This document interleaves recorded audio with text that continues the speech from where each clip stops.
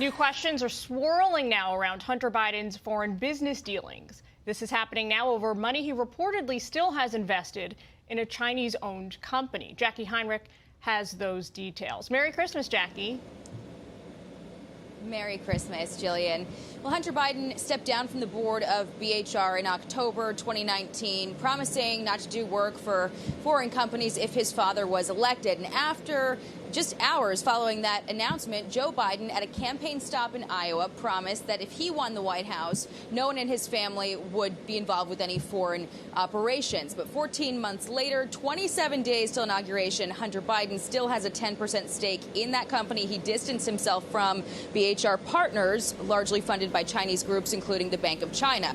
Hunter owns his stake through his company, Skinny Atlas LLC. A source close to Hunter indicated the sale of Hunter's stake is still in motion, pointing to an article from this summer.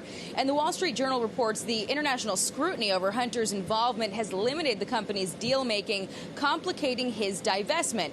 Hunter's lawyer, at the time of his resignation from the board, said Hunter joined as an unpaid member in 2013 based on his interest in seeking ways to bring Chinese capital to international markets. But he said Hunter played no role in the formation or licensure of the company, pushing back on reports that Hunter played a role in its founding 12 days after Hunter joined his father aboard Air Force Two for a trip to Beijing. Hunter's lawyer said the younger Biden didn't have a stake in the company until Vice President Biden was out of office in October 2017.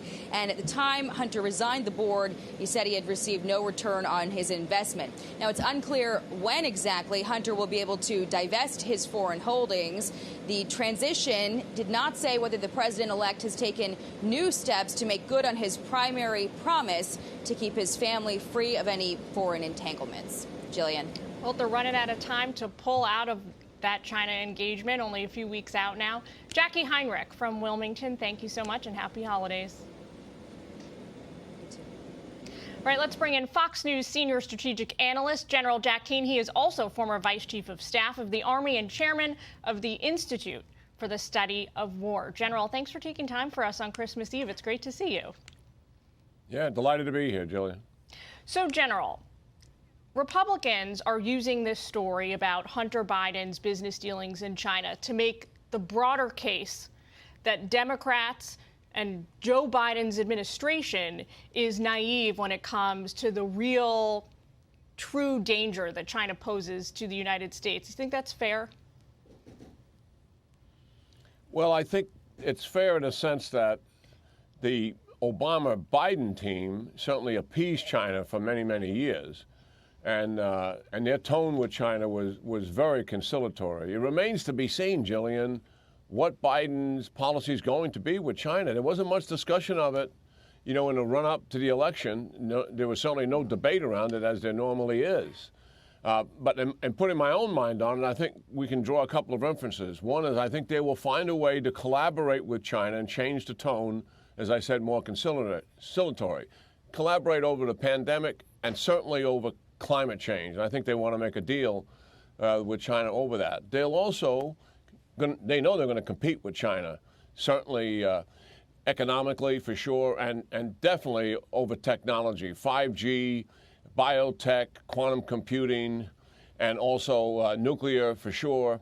These are major issues that China has used in stealing our technology very rampantly and very wholesale. The largest transfer of money has gone from the United States to transfer to China in stolen technology. But the real issue, Jillian, will be, is the Biden administration are going to be ready and willing to confront China, both militarily, certainly. I'm not talking about conflict, but standing up to them.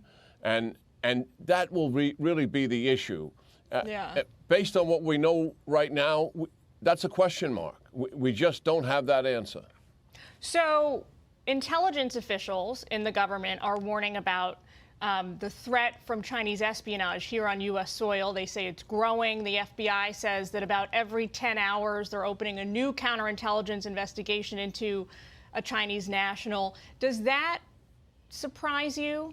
I mean, obviously you're focused on the military perspective here, but based on what you know, is that information shocking? Well, I deal with the whole spectrum of national security. When Director Wray said some weeks ago that China is the most significant counterintelligence target that he has, and he since said it's the most bold, it's the most pervasive, and it's the most threatening to us. And yes, he said every 10 hours he has a new target. Yeah, that was surprising in terms of the scale of it. And we have now since learned, as a result of a mainland China data link to the Australians, that there's members of the Chinese Communist Party worldwide, some 2 million of them, that at times are working to gather intelligence in various countries, to include the United States, and respond back to their government based on their demands, not requests, based on their demands. And they hold their families accountable to their performance. So this is a huge operation that the Chinese Communist Party is running. Principal target is the United States, but they do it also worldwide. Well, it seems like it's an issue that's now gaining some traction in Congress. More Americans than ever are talking about the threat from China. I think that's probably a positive thing moving forward. Anyway, General, we've got to leave it there, but thank you for your time today. Happy holidays to you and the entire family. We'll talk to you soon in the new year. Yeah, thank you.